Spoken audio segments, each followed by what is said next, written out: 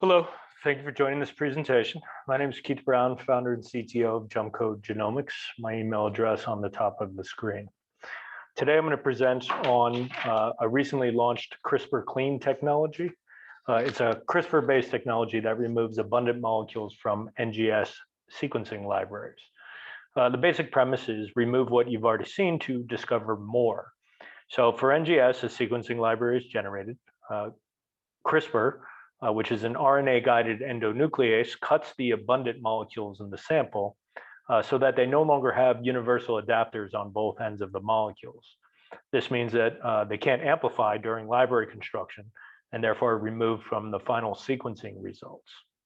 One use case of this technology is in combination with the 10x Genomics single-cell RNA sequencing technology. There, CRISPR-clean was used to target 100 mitochondrial and ribosomal-derived protein coding transcripts. So these are mRNAs with poly-A tails that are picked up in the 10x workflow. In table 1 on the left, you see UMI counts per cell for the mitochondrial genes without CRISPR-clean depletion in purple. And so the x-axis shows the total number of UMI counts for these mitotranscripts, and the Y shows the frequency of each. So, counting PCR duplicates in those examples. The blue, that small little fraction that's remaining after CRISPR-clean, shows that we absolutely destroy these molecules so that less than 2% of those mitochondrial-derived transcripts are remaining in the sample. And we do this without perturbing the data of what we're not targeting. So the middle chart shows a linear regression plot of the CCL14 gene. This is one of the thousands of transcripts that had increased sequencing read evidence after depletion of the 100 or so housekeeping genes. And I guess the main point there is that it is linear.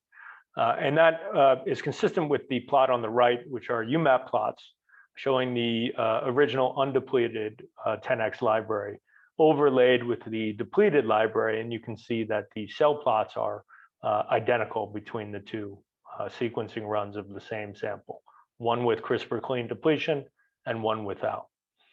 Now, this slide goes beyond 10x genomics all the way down to actual single cell in a well inputs.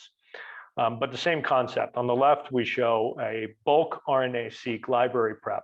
So the same sample input into the same library prep, but with ever decreasing amounts of RNA input into the library prep, from 10 nanograms down to 100 picograms or 10 cells. On the right shows one step further, that's 10 picograms, equivalent to a single cell, with an average of 10 replicates plotted here in this graph.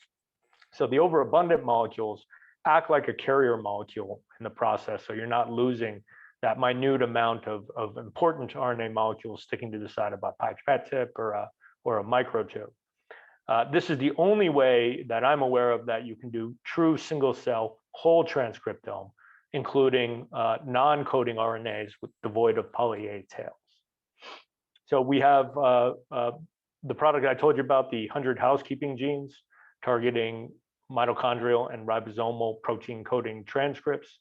In addition, we have commercially available a human kit targeting the traditional non-polyadenylated ribosomal sequences, as well as a guide set across over 200 species of bacteria representing all phyla.